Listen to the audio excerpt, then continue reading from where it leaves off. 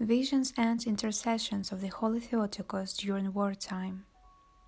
Most soldiers who have survived the furious and bloody battles of the war will say, among soldiers on the front line there are no atheists.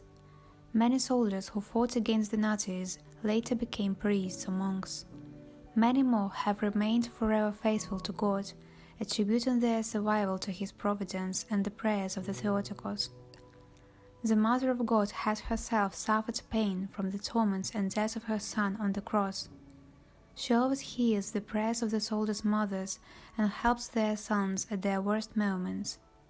In this piece, we present several accounts of the Holy Theotokos intercession for the soldiers on the battlefield that saved their lives. A vision of the Theotokos during the Battle of Kursk. In the book titled 20th Century Orthodox Miracles, one of our contemporaries wrote, "My uncle had a vision of the Holy Theotokos, and it was during the Battle of Kursk. She appeared in the sky and waved her arm towards the Nazis. It was as if she was showing the direction for our assault. Our whole company saw it, all fell to their knees. All had their faith in their victory strengthened, and everyone prayed to the Holy Theotokos. From that point onwards, the war took a completely different course for us. The Russians began to advance. On that day, my uncle, a front-line soldier, found God. You are going to serve me and thank me all your life." Archimandrite Alypius of the Pskov-Pechora Lavra shared this account of an event that changed his whole life. As a young man, he was an unbeliever. When the Second World War started, he was called up to the army and sent to the front line. As he was leaving, his mother gave him an icon of the Theotokos and said, "Son, when your situation becomes desperate, take out the icon, pray to the Theotokos, and she will help." His mother's words warmed his heart and inspired hope. He kept them in his memory. One day, he was surrounded by the Nazis in the middle of a forest. He was wounded. The Nazis were present from the front, left and right, and behind them was an impassable marsh. Remembering what his mother had said to him, he took out the icon and prayed as best he could. "O Holy Theotokos, help us if you are there." He prayed and rejoined the other soldiers. Suddenly, he saw an old woman standing next to them. The woman said to them, "Have you lost your way, sons? Come, let me show you the trail." She led them all out of the trap.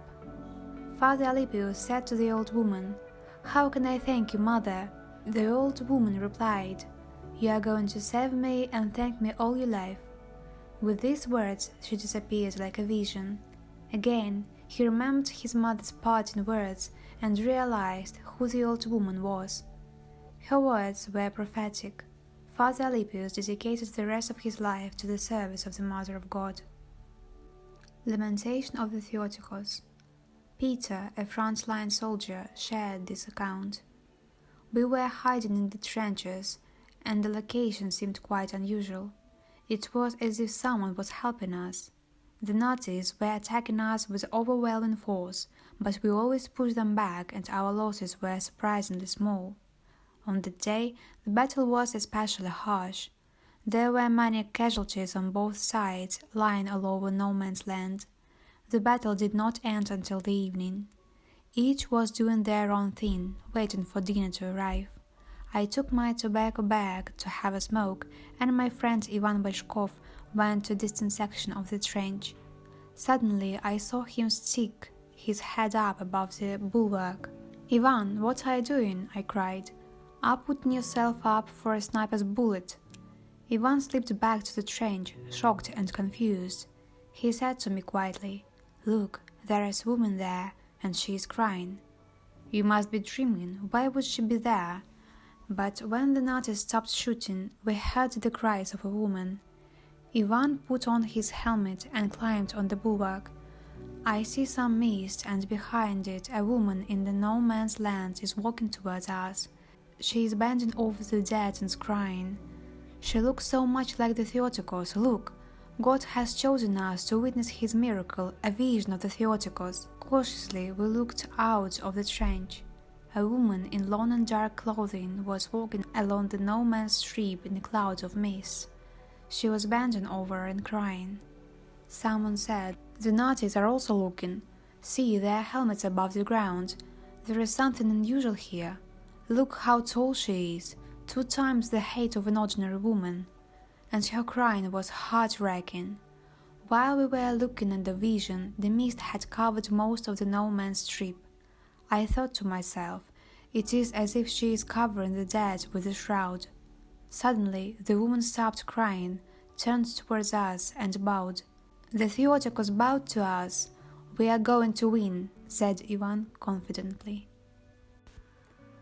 A woman with 2 medieval warriors. It happened to a soldier who was shell-shocked in a battle and was buried under a pile of his comrades' dead bodies. He came round and saw an incredible scene. A woman was walking on the field, flanked by 2 medieval warriors. Each warrior had a cup. The woman was taking something from the cup and putting it into the mouth of some of the soldiers. She approached the soldier, but he could not rise or say anything. "He is a coward," commented the woman and walked on.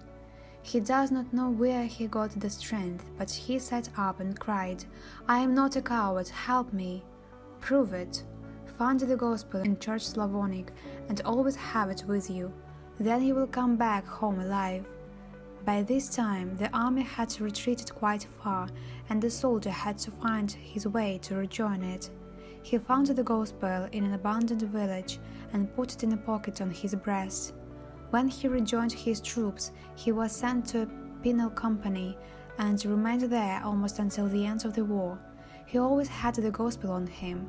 He had been in some of the bloodiest battles and some of the most hopeless places.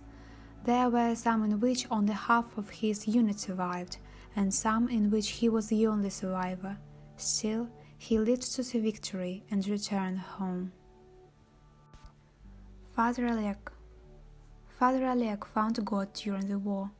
After fighting many battles, he found himself in 1944 in the environs of Leningrad. The Nazis were retreating with heavy battles and large losses, and they were fighting back hard. After a long artillery preparation, the German tanks rolled towards us. We were hitting them with artillery weapons, and I was shooting at them from an anti-tank gun together with my partner. We had hit 2 tanks, but the Nazis broke through and began to iron out our trenches, destroying them and burying the soldiers under the ground. We shot a tank, but it rolled onto the trench. Its walls were crashing to the deafening roar of its motor. I was right under the tank, its caterpillars were right above my head. The trench was sinking under the weight of the tank.